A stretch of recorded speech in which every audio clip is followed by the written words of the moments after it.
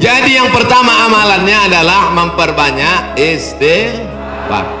Astaghfirullah Rabbal baraya, astaghfirullah minal khataya. Bagi yang mau pakai lagu-lagu begitu, yang nggak suka lagu, diam-diam aja. Astaghfirullahaladzim, astaghfirullahaladzim, astaghfirullahaladzim, astaghfirullahaladzim, astaghfirullahaladzim.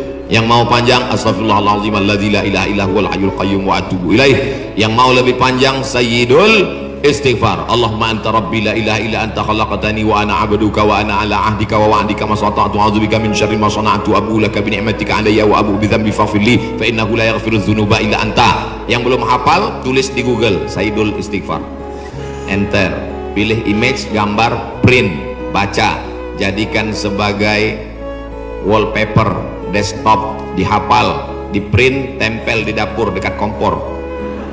Pagi-pagi sambil masak, Allahumma anta rabbi la ilaha anta khalaqtani wa ana 'abduka. Siang masak, baca lagi, memperbanyak istighfar. Janji Rasulullah sallallahu alaihi wasallam, man lazimal istighfar, siapa yang memperbanyak istighfar, ja'alallahu lahu min kulli dhiqin makhraja, segala kesempitan hidupnya diberikan kelapangan, wa min kulli hammin faraja, segala kesusahannya diberikan kebahagiaan, wa razaqahu min haitsu la yahtasib, diberi rezeki dari jalan yang tidak disangka-sangka. Maka percaya nggak sama ucapan Nabi? Yang nggak percaya ya nggak apa-apa, lihat aja nanti. Corona sudah siap menyerang.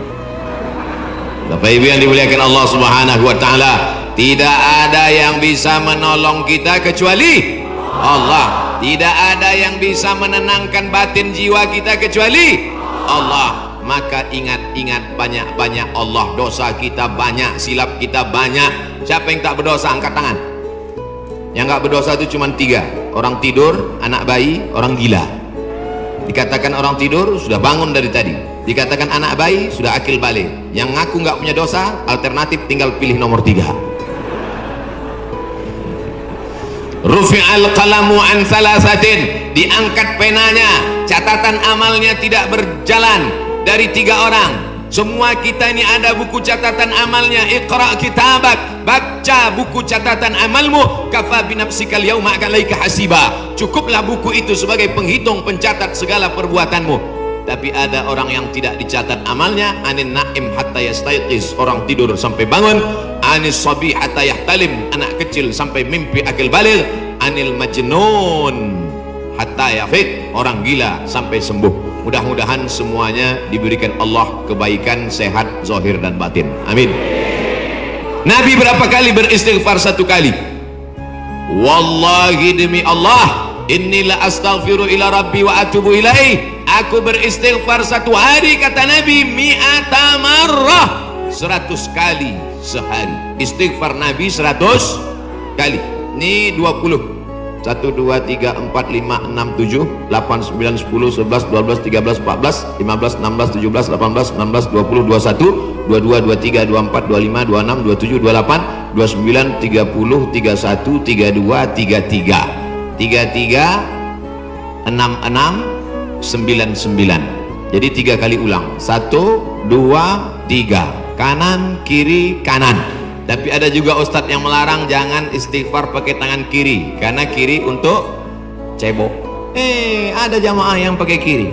Pas ditegur sama kiai, kamu kenapa pakai kiri? Saya ceboknya kanan.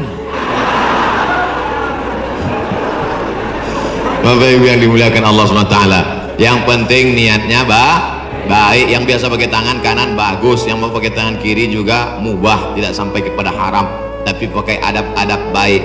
33. Ini kadang baru tasbih, takbir, tahmid, baru istighfar 3 kali sudah berhenti. Assalamualaikum warahmatullahi wabarakatuh. Assalamualaikum warahmatullahi wabarakatuh. Gimana Allah mau mengampuni?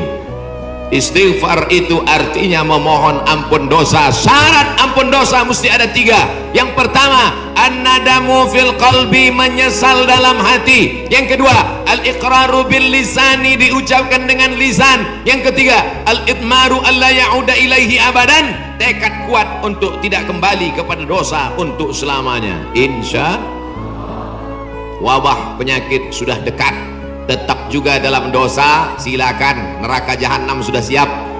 Masih juga tidak mau bertobat, silakan, malaikat maut sudah siap. Satu hari malaikat maut menatap wajah kita 70 kali. Dari mulai bangun tidur tadi, malaikat maut sudah menatap kita, dia tatap. Kalau dia orang itu berbuat baik, dia mohonkan ampunan. Kalau berbuat dosa, silap dan salah, dia sudah mau cabut. Kata Allah, malaikat maut, jangan cabut dulu. Kenapa? Waktunya belum tiba. Ini banyak yang udah dilihat malaikat maut, cuman kita tidak melihat. Kenapa Allah tidak tunjukkan malaikat maut, Ustaz? Tuyul aja takut mau ngelihat malaikat maut. Apa yang dimuliakan Allah Subhanahu wa taala, maka tidak ada jalan lain kecuali bertaubat dan memperbanyak istighfar. Bapak Ibu yang dimuliakan Allah Subhanahu wa taala, amalan yang kedua adalah banyak-banyak bersolawat. Cuman kadang ada orang ini solawatnya, saya solawat mesti pakai lagu-lagu Pak Ustaz. Salatullah salamullah. Wah, itu lagu sebelah sana Pak Ustaz, lagu kami lain. Salatullah salamullah ala taha rasulillah. Salatullah salamullah ala yasin habibillah.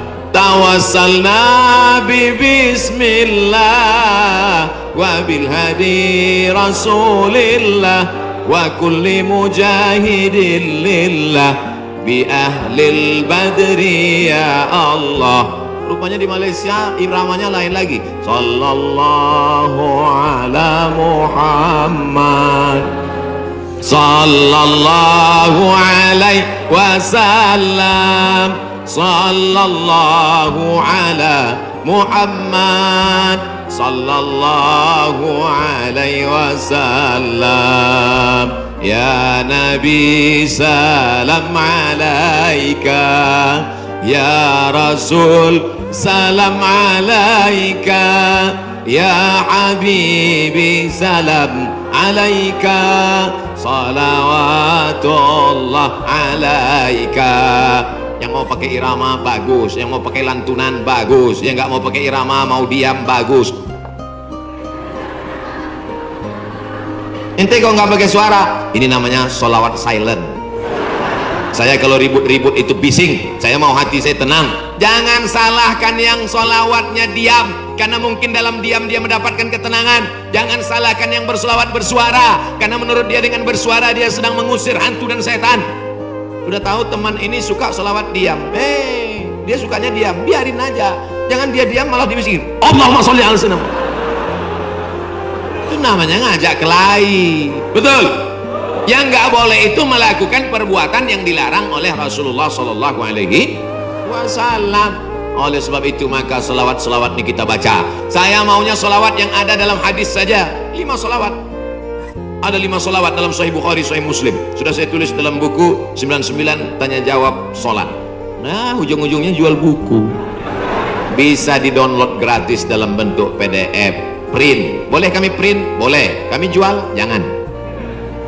Baca, bagikan ke masjid, kasih ke anak-anak kita bentuk solawat.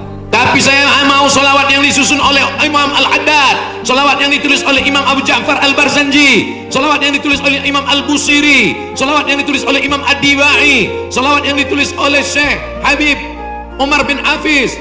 Boleh, karena itu bagian dari doa. Nabi ketika bangun dari ruku, Sami Allahu liman hamidah. Itu pendek, itu jangan sampai panjang. Ini ada kadang imam panjang, Sami Allahu liman hamidah. Loh, itu kan nggak panjang Pak Imam. Rupanya nama istrinya Hamidah. Mohon maaf Ibu Hamidah, nyantai sini. Nabi selalunya Sami Allahu liman hamidah. Rabbana lakal hamdu mil'us samawati wa mil'ul ardi wa mil'u ma syi'ta min syai'in ba'du. Mil apa mil'u Pak Ustaz? La ilaha illallah. Gara-gara mil'a sama mil'u kelahi. Yang satu mengatakan Rabbana lakal hamdu mil'us samawati, yang satu mengatakan Rabbana lakal hamdu mil'as samawati wa mil'al ardi. Akhirnya antara mil'u dengan mil'a kelahi. Yang ketawa yang nggak sholat, mereka di luar lagi main gaple, lepak malah 6. Dia tengok, kenapa kelahi? Kenapa mereka kelahi dalam masjid? Gara-gara mil'a dan mil'u. Wah, masih solid kita. Maka sudah berselawat, tulis itu bagus di grup-grup, di FB, di Instagram. Sudahkah Anda berselawat hari ini? Komen sudah. Sudahkah Anda berselawat hari ini? Sudah. Ada satu komen, Anda risau dengan berat badan, minumlah susu. Apa ini? Bapak Ibu ada yang kena seperti itu? Saya pikir saya aja. Itu saya selalu buat komen itu. Marilah kita berselawat kepada Rasulullah. Jamaah komen, Allahumma sholli ala sayyidina Muhammad, Allahumma sholli ala Muhammad, Allahumma sholli ala Muhammad. Ada satu, Anda terlalu kurus, minum susu ini. Saya pikir yang dapat cuma saya. Iklan-iklan aja, tapi selawat dulu. Betul? Insyaallah. Man shalla alayya salatan, siapa yang berselawat kepadaku satu kali, sallallahu alaihi biha asra, Allah berikan dia ke 10 kebaikan. Anaknya baik-baik, negerinya baik-baik, badannya baik-baik, lingkungannya baik-baik, semuanya kebaikan dia dapatkan. Huttat anhu asyara sayiat, 10 dosanya dihapuskan, huttat digugurkan, huttat ditutupi, wa rufi'at lahu asyara darajat, dinaikkan 10 derajat tingkatan kemuliaan. Saya yakin dan percaya ini yang berada di atas ini pastilah mereka yang rajin bersolawat, makanya dinaikkan derajat mereka. Langsung katanya Pak Ustadz, kalau solawat itu 10, kenapa cuma lantai 2? Anak tangganya lebih 10. Nah, itu aja. 2 kemungkinan, karena rajin solawat atau lambat datang. Oh tidak, karena di sini perempuan dimuliakan. Siapa yang mengatakan perempuan dihinakan? Siapa yang mengatakan perempuan tak boleh masuk tempat ibadah? Justru di tempat kami Ustadz, perempuan dimuliakan, diletakkan di tempat yang tinggi. Betul? Ini bagus. Arsitek-arsitek yang mau bangun masjid, tiru Masjid Al-Hasan Bumi Panyawangan, Dewan Kemakmuran Masjid Al-Hasan Bumi Panyawangan. Tiru masjid ini. Ini bagus, karena kadang ada dibuat perempuan di belakang, perempuan di atas. Karena kalau dibuat di perempuan di belakang, itu anak-anak muda yang di belakang itu lain bunyi aminnya.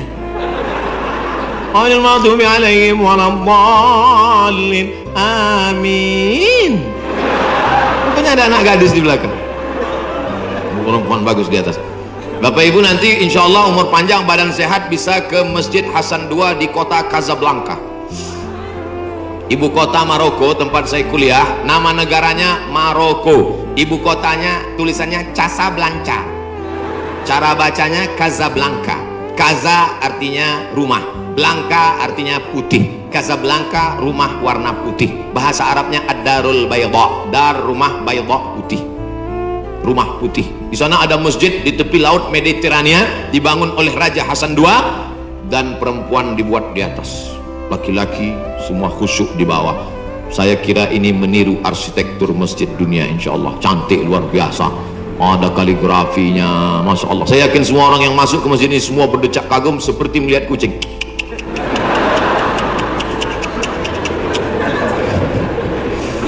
Bapak Ibu yang dimuliakan Allah Subhanahu wa taala, ketika ada 2 orang bertemu bersalaman, Allahumma sholli ala Muhammad. Kenapa 2 orang ini bersalaman kok bersolawat? Karena kata Nabi, majlis yang tidak diisi solawat, majlis itu menjadi majlis antanajifah, majlis bangkai, majlis busuk, majlis berbau, majlis berulat. Majlis kita ini menjadi majlis bangkai, busuk, berbau dan berulat. Makanya pembawa acara, protokol, tokoh masyarakat ketika memberikan kata sambutan, alhamdulillahirrabbilalamin, wassalatu wassalamu ala ashrafil anbiya wal mursalin. Dia menyampaikan solawat. Khatib naik ke atas mimbar. Mana mimbarnya? Khatib naik ke atas mimbar hari Jumat, alhamdulillah wassalatu wassalamu ala Rasulillah. Maka dengan itu cukuplah rukun khutbahnya menurut mazhab Syafi'i. Salawat jangan main-main. Doa tidak akan sampai ke langit. Doa tergantung antara langit dan bumi kalau tidak menyebut namanya. Makanya dalam doa, a'udzubillahi minasyaitonirrajim, bismillahirrahmanirrahim, alhamdulillahirabbil alamin, wassalatu wassalam ala asyrafil anbiya wal mursalin. A'udzubillahi minasyaitonirrajim, innallaha wa malaikatahu yusalluna 'alan nabi Ya ayyuhalladzina amanu, hai orang beriman, sallu alaihi, berselawatlah kamu kepadanya, wasallimu taslima. Sahabat semua tahu cara bersalam. Assalamualaikum ya Rasulullah, assalamualaikum ya Habibullah, assalamualaikum ya khaira khalqillah, assalamualaikum ya safwatallah, assalamualaikum ayyuhan nabiyyu wa rahmatullahi wa barakatuh. Kaifa nusalli alaika? Kami sudah tahu cara bersalam. Bagaimana cara kami berselawat kepadamu? Nabi mengajarkan, Allahumma salli ala Muhammad wa ala ali Muhammad. Tidak ada sayyidinanya. Tapi dalam hadis lain Nabi berkata, ana sayyidu waladi Adam. Ana, saya, sayyidu, pemimpin, waladi Adam, semua anak cucu keturunan Adam, aku pemimpinnya. Maka saya merasa nggak sopan kalau nggak nyebut nama dia pakai Sayyid. Maka saya katakan, Allahumma salli ala Sayyidina Muhammad. Tapi saya nggak pernah nyalahkan yang nggak pakai Sayyidina. Tiba-tiba ada satu kiai ustadz ceramah, Allahumma salli ala Muhammad. Salah. Tapi saya merasa saya bersopan santun. Protokol memanggil. Berikut ini, mari kita panggil penceramah kita hari ini yang akan menyampaikan tausiah. Mari kita dengarkan bersama. Yang akan menyampaikan tausiah di masjid kita adalah Somad. Protokol menyebut begitu panjang nama. Yang akan menyampaikan tausiah adalah Al-Mukarram Sahibul Fadilah Profesor Dr. Abdul Somad LC MA, sedikit lagi almarhum. Saudara yang dimuliakan Allah Subhanahu wa taala, itu hanya tata krama sopan santun adat istiadat yang memuliakan Rasulullah sallallahu alaihi wasallam. Jangan sampai kelahi hanya gara-gara masalah sepele, pulang dari masjid penjol. Oh kenapa? Gara-gara Sayyidina. Na'udzubillah. Yang penting bersolawat, istighfar, taubat, sudah. Banyak solawat, sudah.